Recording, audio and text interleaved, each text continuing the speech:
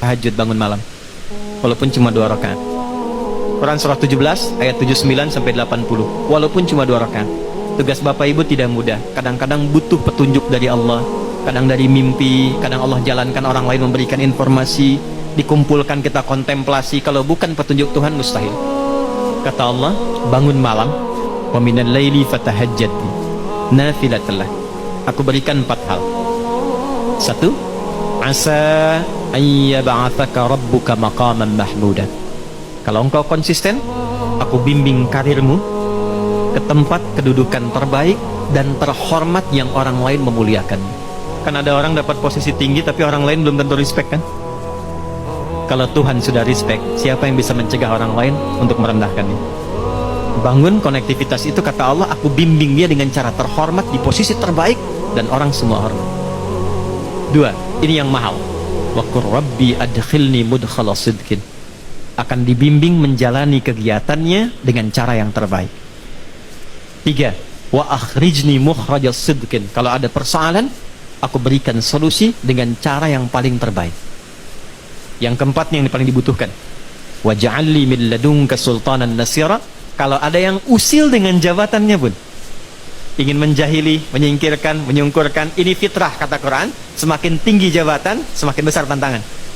Kata Allah, aku yang akan langsung menolong hambaku itu. Allah yang langsung menolongnya tanpa perantara siapapun. 4. Yang terakhir saya tutup, ada ketakwaan sosial, hubungan dengan kita semua, hubungan dengan kita sesama. Itulah yang kita beri nama silaturahim. Maka pindah ayatnya ke ayat pertama di surah yang keempat dengan kalimat nas, pembukanya sama, ya ayyuhan nas, hai semua manusia. Tuh, balik lagi, mau laki-laki, perempuan, bapak ibu dari manapun, ittaqu rabbakumul ladzi khalaqakum. Tegaskan lagi, tingkatkan takwamu kepada Rabbmu. Takwanya apa di sini? Kalau yang tadi spiritual, yang ini beda. Alladzi khalaqakum min nafsin wahidah wa khalaqa minha zaujaha. Yang telah mencipta engkau dari bapak yang sama, dari satu ibu yang sama. Maksudnya apa?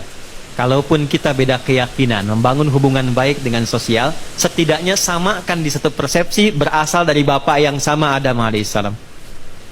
Jadi kalau nggak sepakat di nilai-nilai keyakinan spiritual, sepakatlah di nilai kemanusiaan yang sama. Karena itu jangan batasi pergaulan sosial kita hanya dengan yang muslim saja. Kalau pengajian silahkan yang muslim, yang lain punya acara lain. Tapi kalau nilainya sama-sama yang sifatnya sosial, bakti sosial, kegiatan umum, libatkan semua sehingga merasakan kenikmatan yang sama. Minimal kita sepakat dari satu bapak yang sama. Janganlah dia kafir, nggak boleh. Ya? Dia nggak sama keyakinannya, nggak boleh.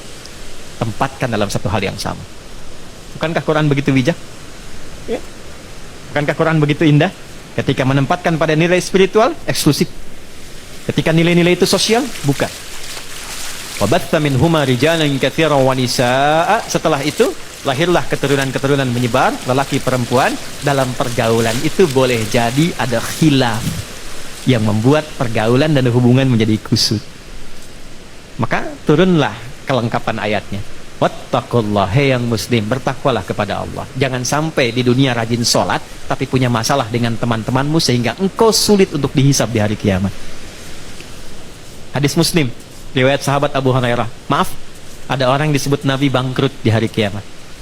Izin, ini masih ada waktu? Masih. Sampai jam berapa kita? Oh silahkan sampai jam 12. Saya 11:04 pulang. Saya mau ke Banten. Ya, izin sebentar, maaf.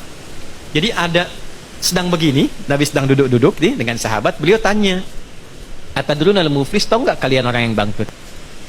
Satu sahabat jawab, al-muflisu fina ma la dirham lahu wa la mata'. Ya Rasulullah, orang bangkrut menurut kami orang yang sudah tidak punya aset sedikit pun, tidak punya uang 1 sen pun. Teori ekonominya pas, benar secara ekonomi. Perhatikan jawaban Nabi. Maaf, yang mengaku umat Nabi Muhammad, tolong highlight ini. Al-muflisu min ummati, orang yang bangkrut di akhirat dari kalangan yang mengaku umatku itu. Nabi tidak mengatakan umatnya Musa, umatnya Isa, tapi ada yang mengatakan umatnya Nabi Muhammad. Ya'ti yaumal qiyamati bi salatin, dia datang di hari kiamat dengan pahala rajin sholat. Jadi sholatnya rajin, tahajud, dia sholat sunnah duha dan sebagainya. Wasyamin, rajin puasa sunnah. Hati-hati Pak Adeng nih, sedang puasa sunnah nih. Rajin puasa, bukan Ramadan saja, puasa sunnah puasa. Senin, Kamis, Ayyamul Bid, puasa Syawal. Wa zakatin, nggak telat zakat. Bahkan disiapkan sebelum waktunya. Kemudian dia sholat, dia puasa, zakat, mungkin juga haji dan umrah. Cuma sayang, wa ya'ti qad syatama hadza. Tapi lisannya gatal cela orang. Senang mencela.